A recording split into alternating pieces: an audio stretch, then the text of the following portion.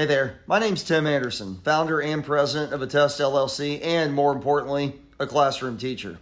As an experienced teacher, I know that engagement is essential to a student's success, especially in a virtual setting.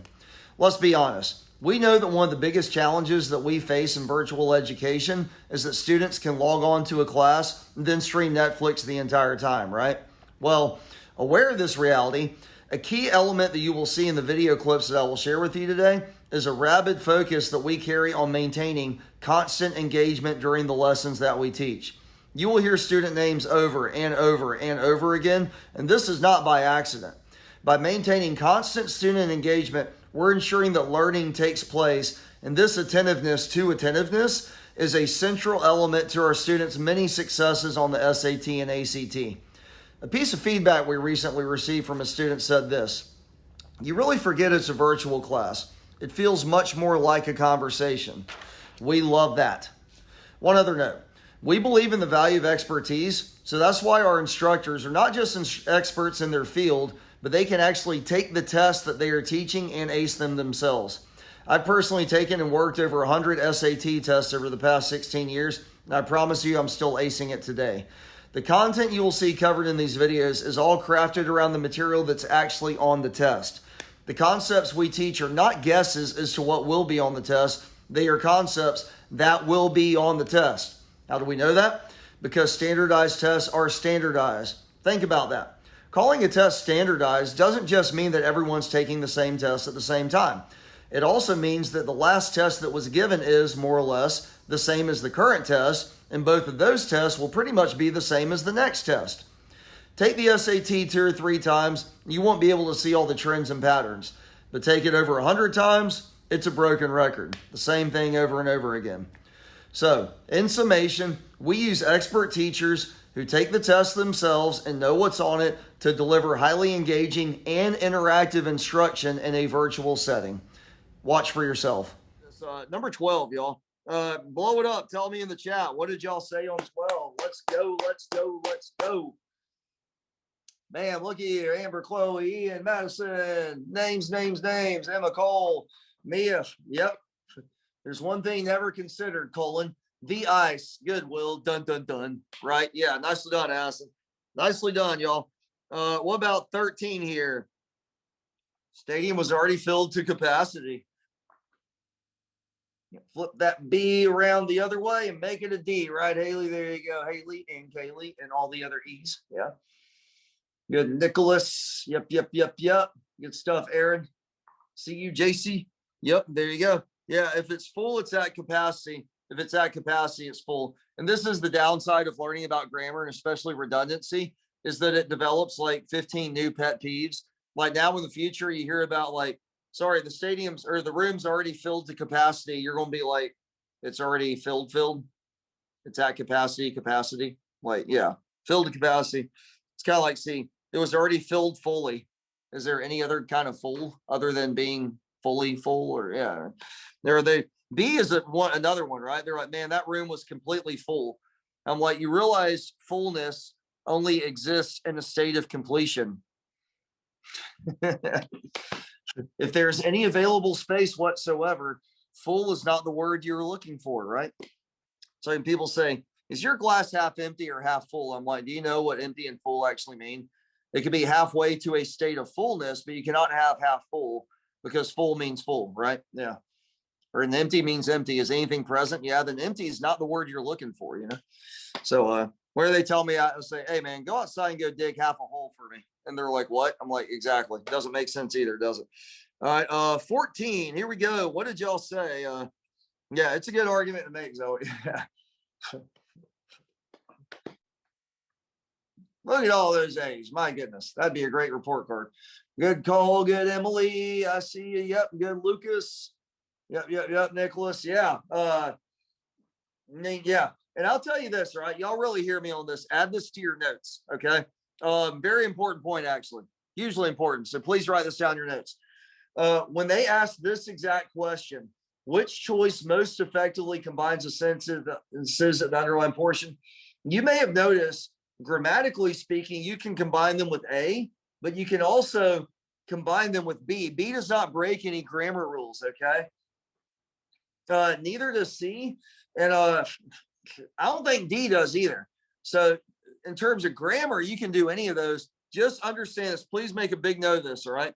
When they say what most effectively does it, what they mean by most effectively is the fewest words, short, sweet, to the point. It's why they don't like redundancy. Redundancy is unnecessarily wordy. If it's full, you don't have to say it capacity. These are kind of like people who write tweets instead of like Facebook posts or IG or TikTok captions, right? That they like it to be limited. Okay. That brevity, conciseness is what the SATs test creators are all about. Okay. So, yeah, you can do a lot of these. They love to ask this question. It's kind of like when they say, should a sentence be added? Usually it's no, because blurs the focus. Hugely important concept for you to know. They never admit that in a million years, but trust me, as a guy who takes the test, that's how it is. This is another one like that, right? What most effectively does it. They are so consistent with this, y'all. I normally look at the answers and say, all right, which one's the shortest one? That one. And then I'm like, all right, can you do that one? Yeah. Now, look, I do go through the other choices just to be sure. But just about every time, the one that's the shortest ends up being the answer on this exact question. All right, we good? So for 15, what do we have? Yeah, Addison and Steven and Lauren and Brennan and Will and Kaylee and Ian and Madison and Maggie and Zoe and Mia. I can't keep up with all names. And JC and Aaron and Nicholas and Cole and Taylor and Audra and whoever else I might have missed. Yeah, Emma, maybe. Good. Nicely done, y'all. All right. So yeah, regardless. All right, good. Yeah, let's go with regardless on 15 for that one. Okay. Yeah, because what do they tell you? Yeah, that they're doing everything to try to clear the field. That's what you're told before. After you're told nothing worked. So regardless of everything they tried, nothing ended up working, right? So does that make sense there, Haley? Good. Yeah, all right, so that's 15. 30, 60, 90, 45, 45, 90, it will be. So there we have an X root 3, and that's an 8 root 3. And they will give you at least one angle or something like that. So you say, okay, X root 3, 8 root 3. That means that X has to be 8, right? So if X is 8, then that means this side is 8, because this side is X, and then the hypotenuse is 2 times X, and 2 times 8 is 16, right? Likewise, when you have a 45, 45, 90, your sides are X, X, X root 2 for the hypotenuse. So the hypotenuse here is 5 root 2 on your 45, 45, 90. Then that means each side is 5, right? And again, they give you the 30, 60, 90 and the 45, 45, 90, the special right triangles on the test. But what I see all the time is people forget that, okay? That, yeah, actually 2 things happen to get them. Is they fail to recognize those triangles for what they are, as being 30, 60, 90s or 45, 45, 90s. But even out those who do recognize it, I hear it all the time. If I'm going over a test with someone, they're like, no, I knew it was a 30, 60, 90. They're like, yeah, I just forgot that's some of the stuff they give us on the first page, you know? So really, root 2, root 3 is the red flag for that, but then you need to say, okay, it is on the first page, and then just use it for reference. Now, look, Shunto or anyone else, that's for the SAT. On the ACT, they do not give you any formulas at all, okay? So, yeah, definitely add that to your notes, Shunto. But for next week, you need to memorize the 30, 60, 90 and the 45, 45, 90 with corresponding side links. Do you already have that memorized, Shunto? If not, then add it to your to-do list. Okay, for asking. Now for 7, all right, let me talk to you about this one in particular. It really started popping up again about a year and a half ago, 2 years ago. Here's the one we've seen with greater frequency. If XY is the solution to the above system of equations, what's the value of 9x minus y? Look, on these, they'll normally ask you for X or Y or X comma Y. If they ask you for something really rando and funky, like 9x minus Y, you need to be like, that's really random. I know it's too random to be random. Where did they get it from, right? Well, look at the problem. Where do you think, looking at your system of equations here, where do you think they got 9x from? Tell me in the chat. Like you can tell me anywhere else, but you know.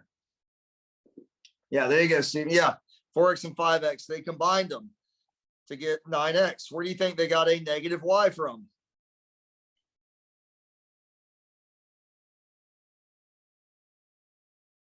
Yeah, negative 2y and y gives you negative y. So what do you think we do with the numbers here? 7 and 3. Yep, Adam. That's right. Yep. And so 10 is the answer. You'd be amazed how many problems I've seen like this where students they do the full process, substitution, elimination, and they end up getting that X and Y are like fractions, and it's just going completely off the rails. And really all they need to do is add them. So anyway, it really is that easy, y'all. If they ask you for something funky like that, and this has become an every test type of question, and good, then it takes you like everyone else like 5 minutes on this problem, and they're buried in Fractionville, USA, and just suffering tremendously. You, it takes like 5 to 10 seconds. You're like, oh, they just add them. So 7 and 3 is 10. It's the easiest thing on earth. Okay. All right.